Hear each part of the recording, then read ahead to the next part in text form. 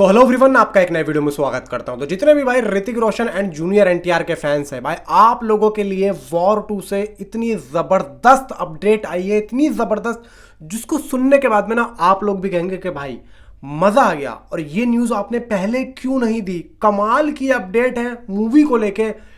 आपने जो थंबनेल में देखा है ना भाई, वो सच है, वो सब कुछ सच है। अब क्या सारा सीन है और अंदर कितनी यहाँ पे चीज़ें हैं, सब यहाँ पे आप लोगों को ना मैं खोल के बताता हूँ। तो प्लीज़ यहाँ पे वीडियो में आगे बढ़ने से पहले वीडियो को लाइक कर दें भाई, चैनल को सब्सक्राइब कर दें, ताकि आप लोगों को ऐसी ही अपडेटेड न्यूज़ भाई मिलती रहे।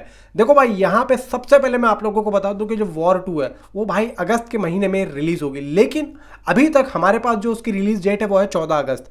अब्बास स्टार वाला ने कुछ यहाँ पे खुलासा किया था, जिसके बारे में हमें ये पता चला था कि भाई मूवी जो है वो 25 अगस्त के आसपास आ सकती है। अब इस बात को तो आप साइड में रख दो, अब चलते हैं मूवी के कंटेंट की तरफ। देखो भाई, यहाँ पे हम लोगों को अच्छे तरीके से पता है कि मूवी का जो कंटेंट है वो बहुत ही ज़्यादा ज़बरदस्त और बहुत ही बड़े स्केल पे इस मूवी को बनाया गया है, ये तो हम लोगों को पता है।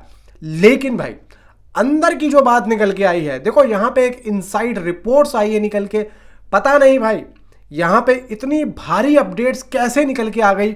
और ये चीज़ जैसे ही मैंने देखी तो मुझसे यहाँ पे रहा नहीं गया। मैंने सोचा कि भाई इस बारे में तो आप लोगों को बताना चाहिए। अब क्या बात है, देखो यहाँ पे आप लोगों को अच्छे तरीके से पता है कि अयान मुखर्जी ने इस मूवी को डायरेक्ट किया है, और मूवी के अंदर ऋतिक रोशन, जूनियर एनटीआर, कियारा एडवाणी और अलग ही लोग दिखेंगे, यानी कि स्पाई यूनिवर्स के भी अलग अलग फिल्मों के लोग दिखेंगे आप लोगों को।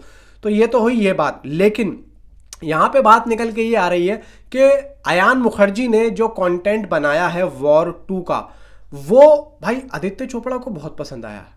आप समझ रहे हो, आदित्य चोपड़ा को इतना ज़्यादा पसंद आया है और उन्होंने अयान मुखर्जी को एक मुबारकबाद दी है।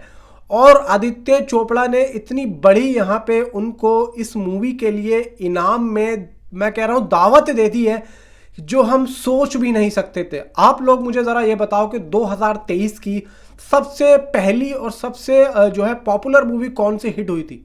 शाहरुख खान की नो डाउट यहाँ पे पठान हुई थी।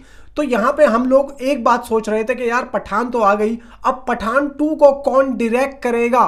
तो यहाँ पे आदित्य चोपड़ा ने जब वॉर 2 के सारे एंगल देखे, सारे जो है शूट्स देखे, अब यहाँ पे जो तैयारियां हो रही हैं, हाथों हाथ जो हो रहा है ना, जो मैंने आप लोगों को बताया था, अभी ये मार्च के कुछ यहाँ पे दिनों में इस मूवी को जो है शूट करके रैप अप कर दिया जाएगा। तो धीरे धीरे उन पे काम भी हो रहा है, मतलब अब जो शूट्स हो रहा है उस पर धीरे धीरे यहाँ पे काम भी हो रहा है। तो ये जो सीन है, ये आदित्य चोपड़ा ने गौर करके जब देखे तो अयान मुखर्जी को देख के उन्होंने बोला कि भाई ग्रेट, मजा आ गया अयान।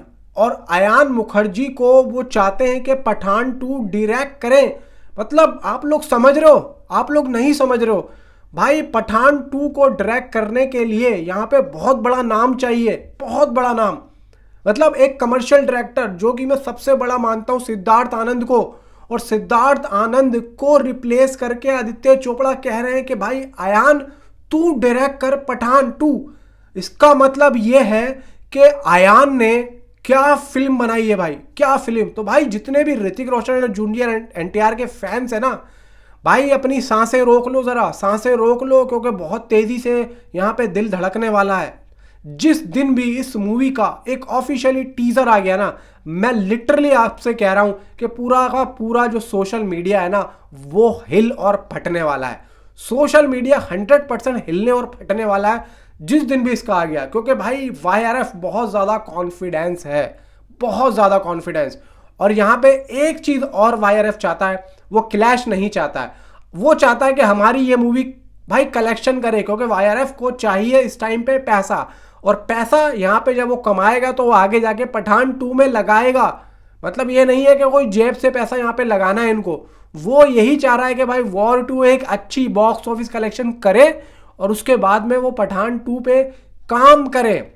और पठान 2 अगर अयान के हाथ में, मैंने आप लोगों को पहले भी एक बात बोली थी कि भाई देखो अयान जो है, जब तक हम वॉर 2 नहीं देखेंगे ना, जब तक हम अयान की भाई अयान के डायरेक्शन पे, काम पे इतना ज़्यादा बिलीव नहीं कर सकते हैं। लेकिन भाई मेरी उस बात का जवाब इस तरीके से आएगा कि आदित्य चोपड़ा ने जब मूवी के एसेट्स देखे, भाई एडिटिंग टेबल पे, तो यहाँ पे सीधा वो चाहते हैं कि अब पठान 2 को अयान ही भाई डायरेक्ट करे, तो ये बहुत बड़ी बात होती है। चलो पठान 2 को तो बाद में डायरेक्ट करेंगे, पहले तो मैं वॉर 2 की बात करता हूँ। तो ऐसा उन्होंने किस तरीके का काम कर दिया है वॉर 2 में, यानी कि ऋतिक रोशन और जूनियर एनटीआर को आदित्य चोपड़ा के हिसाब से उन्होंने बहुत ही बेहतरीन तरीके से यूज किया है, जो कि हमें बड़े पर्दे पर जिस दिन दिखेगा तो सीटियां तो ऐसे बजेंगी जैसे कि भाई मैं 4-5 हाथ लेके उधार पे गया हुआ हूं और एक एक हाथ सीटियां बजा रहा है।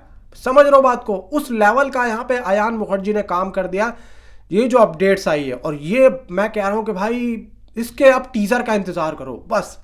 अब इसका हमें टीजर का इंतजार है, जिस दिन इसका टीजर आएगा उस दिन मैं कह रहा हूं कि भाई सोशल मीडिया यहाँ पे हिलने और झुलने वाला है। बाकी देखो इसके जितने भी स्केल्स हैं बहुत ही बड़े बड़े।